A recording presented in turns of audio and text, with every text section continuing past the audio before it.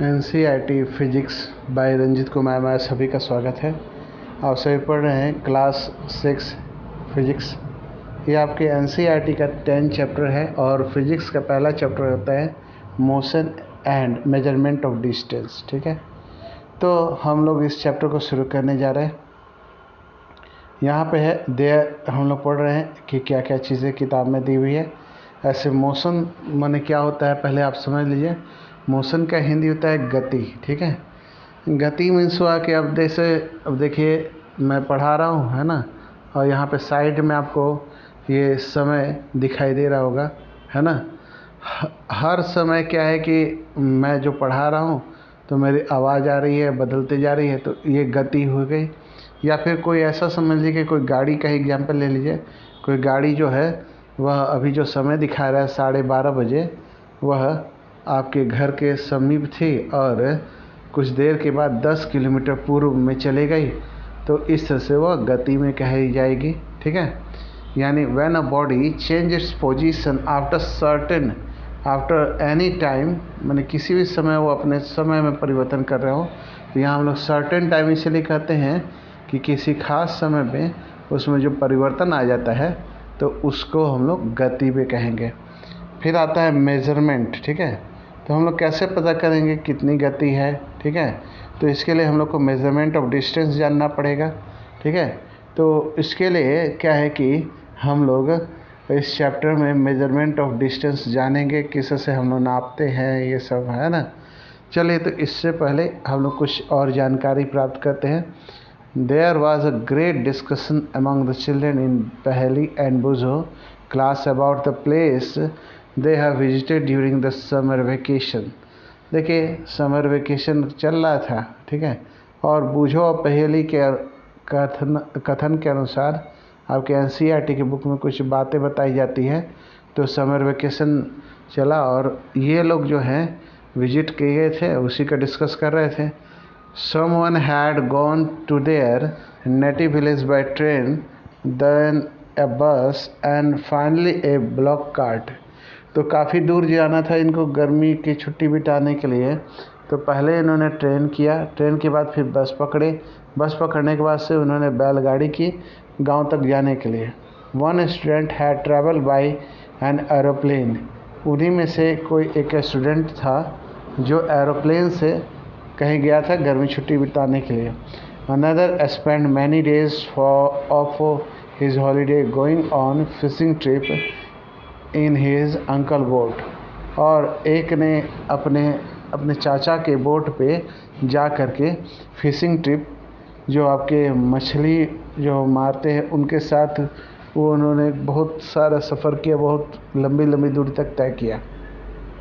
The teacher then asked them to read newspaper articles that mention about a small vehicle that moved on soil of Mars conducted experiment.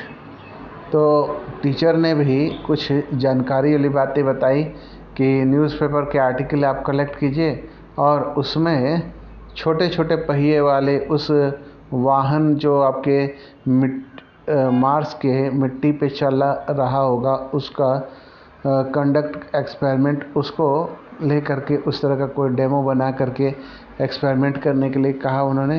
This vehicle were taken by spacecraft all the way to Mars. तो ये Mars में अपने आप स्वचालित चलता रहता है। ठीक है, Meanwhile, Paheli had been reading a story about the ancient India and wanted to know how people traveled from one place to another in earlier time. तो पहेली जो है एक कहानी पढ़ रही है पुराने समय का, पुराने भारत का। तो वह जानना चाहती है कि पुराने लोग जो है एक जगह से दूसरी जगह किस प्रकार जाया करते थे। ठीक है, तो इसके लिए हम लोग आते हैं स्टोरी ऑफ ट्रांसपोर्ट की कहानी। Long ago people did not have any means of transport. बहुत साल पहले लोगों के पास आने जाने के लिए कोई साधन नहीं हुआ करता था। They used to move only on foot and carry goods on their back. तो उस समय लोग क्या करते थे, उनके साथ प्रॉब्लम ये होता था कि उनके जो सामान होते थे वो अपने पीठ पे ही ढोते थे और पैदल पैदल चलते थे। Later on they began to use animal for transportation. बाद में उन्होंने जानवरों का इस्तेमाल करना शुरू कर दिया ट्रांसपोर्टेशन के लिए, ठीक है। तो for transport through water route boat were used for from ancient time. तो उन्होंने क्या किया कि पुराने समय में, एंशियंट टाइम में, उन्होंने नाव का बना लिया वाटर रूट में, नाव वाले पानी वाले रास्ते से जाने के लिए, नदियों में, बड़ी बड़ी झीलों में और समुद्र में चलने के लिए, ठीक है। To begin him boat were simple logs of wood in which hollow cavity could be made. तो उस समय के ज़माने में आपके हल्की लकड़ी से नाव बनाए जाते थे, फिर लकड़ी का लट्ठा लेकर के और एक हॉलो कैविटी कर दिया था, छोटा छेद टाइप का बना करके, ठीक है, और उसमें फंसा करके तब उसकी चप्पू से चला करके लोग यात्रा करते थे नाव से। Later people learn to put together different pieces of wood and give shape to the boat. तो पहले बोट ना बना करके लोग जो है लकड़ी को ही तैरा करके और उसमें दूसरी लकड़ी को फंसा करके इससे एक आपका मैट टाइप का बना करके और लोग चचरा जैसा बना करके और उसमें तैरते थे। लेकिन बाद में नाव बनाना सीख लिया लोगों ने और नाव तैराना शुरू कर दिया। These shapes imitated the shape of animal living in water। उन्होंने जो जानवर होते हैं आपके पानी वाले जानवर, उनके शेप का इन्होंने बोट बनाना सीख लिया। Recall on discussion of this streamline shape chapter 8 and 9। 8 और 9 में फिर हम लोग स्ट्रीमलाइन शेप के बारे में जानेंगे। तो फिर आया आपका इन्वेंशन ऑफ व्हील, पहिए की खोज।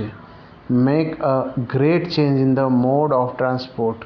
जब पहिए की खोज हो गई तो बहुत ही आसान हो गया आपका ट्रांसपोर्टेशन, ठीक है, काफ़ी बड़ा परिवर्तन आ गया यातायात में। The design of wheel was improved over the 1000 of year.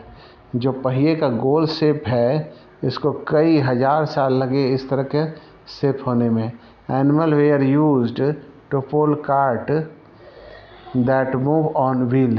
तो बाद में क्या है कि जानवरों को कार्ट में जोड़ दिया गया है ना, वो पहिए को खींचने का काम करने लगे, ठीक है। आज की वीडियो में इतना ही। इस वीडियो के आगे जो है 19th सेंचुरी में क्या क्या बदलाव आए यह हम अगले वीडियो में जानेंगे, ठीक है।